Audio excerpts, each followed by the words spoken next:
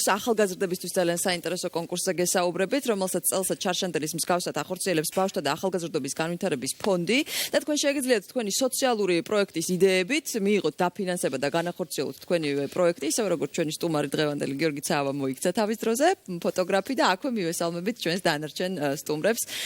მოგესალმებით. რომლებსაც წარმოგიდგენთ დიდი სიამოვნებით. ისინი ჩვენთან კონკურსის დეტალებზე სასაუბროდ მოვიდნენ. საქართველოს სპორტისა და ახალგაზრდობის საქმეთა მინისტრის მოადგილე ბატონი რევაზ ჯაველიძე, ბავშვთა და ახალგაზრდობის განვითარების ფონდის ხელმძღვანელი ირაკლი ჟორჟოლიანი და როგორც კეტრინმა უკვე მოგახსენათ, ფოტოხელოვანი გიორგი ცავა, ჩვენი მეგობარი. მოგესალმებით, გამარჯობა. გამარჯობა, სანამ ამ ექსპოზიციაზე ვისაუბრებდით, მე მინდა ვთქვა, რომ თქვენი ფონდის მიერ დაფინანსებულა ძალიან ბევრი სხვა პროექტები, ეთნოდიზაინის საწარმოები მთელი საქართველოს მასშტაბით. სტუდიაში წარმოდგენილი ნამუშევრი, ალბათ მაყურებელი ახლა უკვე ხედავს, მათ აქვთ საშუალება რომ დაინახოს. ეს არის პანკიში დაფუძნებული საწარმოს ფოტოები, ქალთა სამკერვალო კონკრეტულად, ხო? არა მარტო პანკიში, სხვა რეგიონი, ანუ მთელი საქართველოა მოცული. და შეიძლება აი ამაზე რომ მთელი საქართველო. და ჩვენი სტუდია გადაიქცა, ასე ვთქვათ, დღეს საგამოფენო სივრცეთ, თუმცა ეს გამოფენა ძალიან წარმატებული გიორგის პერსონალური გამოფენა შედგა და ძალიან დადებითი გამოხმაურებებიც მოყვა, მაშინ ამაზე ჩვენ ოდნავ მოგვიანებით ვისაუბრებთ. თუმცა მოდი თავიდან დავიწყოთ. ბატონ რევაზთან გადავალ პირველი შეკითხვით, იმიტომ რომ ალბათ ძალიან ბევრი ადამიანს აინტერესებს, როგორ ხდება ამ პროექტების განხილვა, მიღება, დაფინანსება, ეს დეტალები გვინდა რომ გაიგოს მაყურებელმა. კეთილი, უღრმესი მადლობა რომ დაინტერესებთ ამ თემით. ჩვენთვის ძალიან საამაყო პროექტია, რომელსაც ახორციელებს ჩვენი ბავშვთა და ახალგაზრდობის განვითარების ფონდი.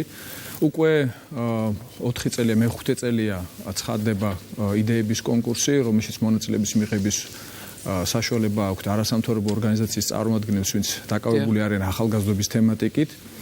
ან ახალგაზრდულ ორგანიზაციებს შეუძლიათ გახდნენ ჩვენი ბენეფიციარები. ამ მე-5 წელი 4 წლის განმავლობაში ჩვენ გვაქვს საამაყო მაჩვენებლები, 200-ზე მეტი პროექტი დაფინანსდა. აი სტატისტიკას რომ მივყვებით, ძალიან ესეთი არის შტამბეჭდავი, 3 მილიონზე მეტი ლარი დაიხარჯა ამ პროექტებში და სოციალური მეწარმეობის პროექტები, რომლის სურათებსაც თქვენ აქ ხედავთ, მათი რაოდენობა 42-ს გადააჭარბა. ახალგაზრდას რო იძახით, რა საკობრივი ზღვარია? ეს ისეთი თემა არის, რომელიც ყოველთვის განხილვის ნამდვილად ასე არის. ჩვენი ახალგაზრდული პოლიტიკის დოკუმენტით გათვალისწინებული ასაკია 14 და 29 წლის ჩათვლით.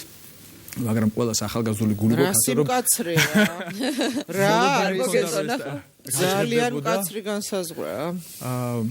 რას ვიზამთ, რა თქმა უნდა, ძალიან მნიშვნელოვანი არის ჩვენი ახალგაზრდების ჩართულობა და ყოველწლიურად პრინციპში იმ პერიოდში ხარ პერიოდშიც ხატარდება კონკურსი ვაცხადებთ ხოლმე წლის დასაწყისში 27 მარტამდე 6 საათამდე ჩვენს პოტენციურ ბენეფიციარებს აქვს შესაძლებლობა შემოიტანონ თავიანთ საპროექტო წინადადება. სადაც შემოიტანონ, მოდი ესეც უთხრათ მაყურებელს. ჩვენს ფონდში, ბავშვთა ახალგაზრდობის განვითარების ფონდში არის ონლაინ სააპლიკაციო ფორმები, რომლის შევსებაც არის აუცილებელი და შესაბამისი ინფორმაციის ატვირთვა მოთხოვნების გათვალისწინებით. შემდეგ დაახლოებით ერთი თვის ვადაში ხორციელდება ამ პროექტების განხილვა. ფონდს აქვს თავისი სათათბირო, რომელშიც შედის ჩვენი სამისოს წარმომადგენლები, არასამთავრობო სექტორის წარმომადგენლები და უკვე ხდება შეფასება სხვადასხვა კრიტერიუმების მიხედვით, რამდენად მიზანშეწონილია ამ თუ იმ პროექტის დაფინანსება.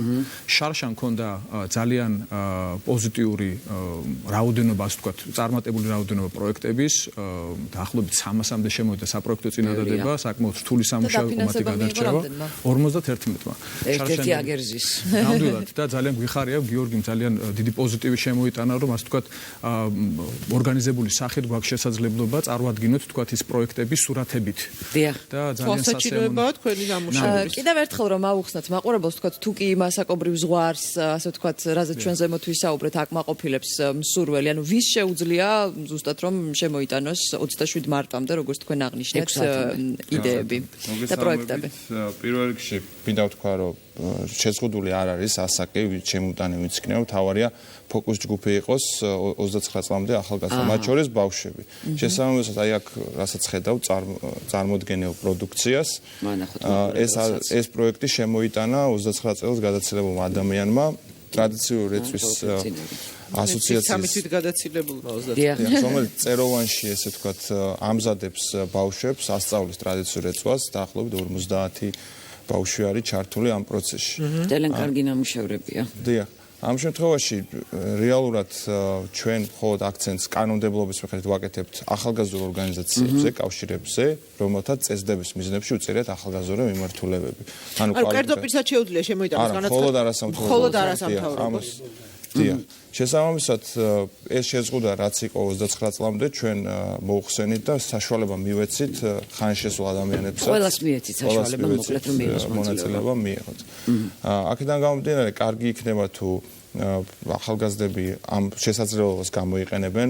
მე პირადად რო ვიყო ახალგაზრდა ორგანიზაციის წევრი, ამ შანსს ხელიდან არ გაუშვებდი და პროექტის ფორმა არის თქვა განსაზღვრული, როგორ უნდა წარმოადგინოს, თუ შეიძლება რომ უბრალოდ მშრალად ეწეროს, თქვა იდეა, თუ მაინც არის რაღაცა ის სტანდარტები, რომელსაც უნდა აკმაყოფილებდეს ესა თუ ის. ჩვენ გვაქვს ოფიციალური გზამკვლევი დაახლოებით 40 გვერდიანი, რომელიც უნდა წაიკითხონ ორგანიზაციებმა და გარდა ამისა გვაქვს პროექტის ფორმებიც და ელექტრონულად ივსება იმ საინფორმაციო ველებში მარტივ გამარტივებული პროცედურა არის და პლუს საკონსულტაციო დღეები გვაქვს 16-ში 2 საათზე არის და ყველას აქვს საშუალება საკონსულტაციო დღე 16-ში სპორტისა და ახალგაზრდა სამინისტრო საკონფერენციო დარბაზში ჩატარდება 2 საათზე და კარგი თემით მობრძანდებიან ახალგაზრდები, ვისაც მე დიდი იმედი მაქვს რომ მაყურებლის დიდი რაოდენობა ეხა დაინტერესდა დავუსვათ. მოვა ცავას მინდა გიორგი ცავას დაუბრუნდე მე ცავას ვეძახი და მაპატიე რატო ცავა აყვარა ცავა იყო ის ერთ-ერთი რომელმაც ჩარშან დაფინანსება მიიღო და მთელი საქართველოს მასშტაბით განახორციელა არაჩვეულებრივი ამოდი თავად გვიამბე დაფინანსების დღიდან გამოფენამდე. ნუ დაფინანსება როგორც წესი გავიარე იგივე პროცედურები. მეც დავწერე პროექტი, მივიტანე, არც ვიცოდი რა მოხდებოდა, რომ დამირეკეს დამიწყესო ჩემი პროექტი გავიდა, ძალიან გამიხარდა და მეორე დღესვე დავიწყე საქმე. და დავიწყე მანამდე ისედაც დავიწყე მოძიება სად იყო საინტერესო და სად შეიძლება და ჩემთვის საინტერესო ყოფილიყო გადასაღები საწარმოები. ანუ ჯერ თემა არ გქონდა არჩეული საერთოდ? თემა არჩეული მქონდა, რომ ამის დოკუმენტალისტიკა უნდა გამეკეთებია, მაგრამ დავიწყე უფრო საინტერესო საწარმოებით და იმიტომ რომ ხო შეიძლება და ყოფილიყო რამოდენიმე საწარმო გამეორებული. უბრალოდ აქედან საინტერესო ავარჩია, იქიდან გამომდინარე, რომ მაყურებლისთვის უფრო მრავალფეროვანი ყოფილიყო და გამოფენაზე მოსული სტუმრისთვის ერთი და იგივე არ ყოფილიყო და სხვა აი რომ მრავალ სფეროს მოიცავს ეს არ მეორდება შენი არც ერთი ფოტოში, არც ერთი სულ სხვადასხვა. სულ სხვადასხვა, ხო. და დავიწყე სვანეთიდან გადაღება და აი ეს პორტრეტი ბავშვის კალიგრაფიის სოციალური საწარმო, სადაც ძალიან კარგი პორტრეტია, ძალიან მეტყველი. სადაც ახალგაზრდა გოგონა ძალიან მონდომებული ასწავლის სხვადასხვა, ნუ კალიგრაფიის დაწერას ბავშვებს რა. სხვადასხვა ესე უხეშად რო ვთქვათ, ქართულ შრიფტს ასწავლის და აღდგენენ ძველ შრიფტებსაც თანამედროვედ და ძალიან მნიშვნელოვანია სვანეთში. ძალიან მნიშვნელოვანია ვთვლი იქაური ბავშვებისთვის და მათი განვითარებისთვის და ესეთი დაახლოებით პატარა ასაკის ბავშვების სკოლის ასაკის აი კიდევ ერთი ძალიან მნიშვნელოვანი პორტრეტი, რომელიც დამამახსოვრდა მე მაშინ როცა ვიყავი გამოფენაზე. სულ რაღაც 25 წლის ბიჭი, რომელსაც აქ ოზურგეთში თავისი მარწყვის სათბური და რომელიც ადგილობრივ ბაზარს და ასე შემდეგ ამარაგებს თავის სათბურში მოყვანილი მარწყვით და ვთვლი რომ მისთვის ძალიან მნიშვნელოვანია. და სამინისტრო ძალიან კარგ საქმეს აკეთებს იმისთვის, რომ რეგიონში მყოფ ახალგაზრდებს აძლევს იმის საშუალებას, რომ არ გამოიქცნენ ქალაქში, არ გაიქცნენ საზღვარგარეთ და თავის რეგიონში აკეთონ კეთილი საქმე, იშრომონ. გიორგი, მაგრამ აი როცა ჩადიოდი იქ თქო, ისინი იყვნენ საქმის კურსში ამ გადაღებების შესახებ, ადვილად თანხდებოდნენ. რა თქმა უნდა, მე წინააღმდეგობები არ ყოფილა, წინასწარ ვურეკავდი, ვუთანხმებდი და ვეუბნებოდი, რომ ესე და ესეთი ამბავია და პირიქით ყველგან ძალიან სიხარულით, ყველგან ძალიან აი ძალიან რატომაც არა. აი ბატონი გუჯა თუნდაც ყაზბეგში, აი ხო, საოცარ რაღაცებს ქმნის სნოს ხეობაში არის ეს სოციალური საწარმო და აი სახეზია კიდეც და ყავს თავისი მოსწავლეები მასაც და ძალიან მნიშვნელოვან საქმეს აკეთებენ. შეგაკეთე ძალიან მნიშვნელოვანი საქმე, გიორგი, მინდა გითხრა, იმიტომ რომ შესაძლოა ამათ შესახებ ჩვენ არ გაგვეგო რომ არა თქვენ და რომ არა შენ. დიდი შესაძლებლობა არის იმისა, რომ მათ გაეგზელებინა თავის მუშაობა ისე რომ ჩვენამდე ეს ინფორმაცია არ მოსულიყო. მადლობა ამისთვის. ერთი რამ მაინტერესებს დაფინანსების რაოდენობა. საზღვრავთ უკვე როდესაც პროექტი გამარჯვებულია, შემდეგ ინდივიდუალურად ეს ალბათ ბევრს საინტერესებს. თუ აი როგორ ხდება საზღვრები, სად არის ბიუჯეტის განსაზღვრა? ჩვენ მაქსიმალური თანხა თითო პროექტზე გამოკვეთილი გვაქვს 25000 ლარის ოდენობით. რაც საკმარისი თანხაა იმისთვის, რომ განსაკუთრებით ჩვენს რეგიონში წარმატებული პროექტი განახორციელოს ნებისმიერ ბენეფიციარს. მაგრამ რა თქმა უნდა მივესალმებით პროექტებს, სადაც თვითონ ბენეფიციარები უკვე ეძებენ თანადამფინანსებელს ან ჩვენთან მოდიან თანადაფინანსების მისაღებად. ეს რა თქმა უნდა წაადგება საერთო საქმეს. ჩვენი მიზანი არის რომ მაქსიმალურად ხელი შევუწყოთ აი არაჩვეულებრივ მოტივირებულ ადამიანებს, ვისაც სურვილი შემდგომი ანგარიშვალდებულებაც გაქვთ ალბათ რაღაც, ხო? სახელმწიფო თანხები არის და რა თქმა უნდა აუცილებლად ბენეფიციარები ვალდებული არიან მიზან მიმართულად გამოიყენონ ის თანხები, რაც კონკრეტული პროექტისათვის აქვთ გათვალისწინებული, ჩვენ ამას სერიოზულად ვაკონტროლებთ და ისევე როგორც ტექნიკური მომზადების დონე საპროექტო წინადადება მოითხოვს, რომ გარკვეული დეტალიზაცია იყოს იმასთან თუ როგორ გაიხარჯება სახელმწიფო თანხები.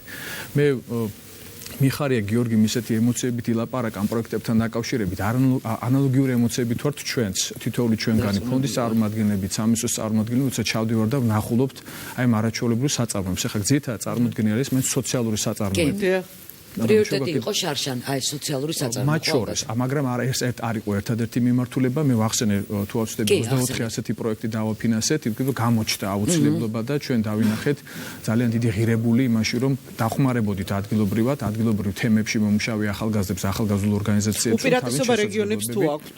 აუცილებლად ჩვენ გვიწერია კიდევაც ჩვენს წლევამწლის პრიორიტეტებში, რომ ყურადღება განსაკუთრებით მიექცევა პროექტებს, რომელიც მაღალმთიანი რეგიონებიდან არის წარმოდგენილი. ეს წლევანდელი პრიორიტეტია, ხო? არა მხოლოდ შარშან ასე იყო, ასევე ეთნიკური უმცირესობის წარმომადგენლების მიერ წარმოდგენილ პროექტებს, იძულებით გადაადგილო პირთა კომპაქტურად ჩასახლებულ რაიონებიდან წამოსულ პროექტებს, შიშიმ პირებს განსაკუთრებით საჭიროების ახალგაზრდებს. ჩვენ დაფინანსებული გვაქვს არაერთი პროექტი. შარშანზე და ვხედავთ, რომ აუცილებლობა იმის რომ მსგავსი ტიპის ინიციატივები მხარდაჭერილ იქნას, აუცილებლად არის და ჩვენ გავაგზავნებთ სამკუთხედს. 50 პროექტი დაფინანსდება, თქვენ ახსენეთ, რომ შარშან 51. თუ არ არის ესე განსაზღვრული, ვთქვათ. ასე კონკრეტულად განსაზღვრული არ არის. შარშან უბრალოდ ანონსირება გავაკეთეთ და ძალიან მნიშვნელოვანი იყო, 1 მილიონ ლარზე მეტი თანხა გქონდა.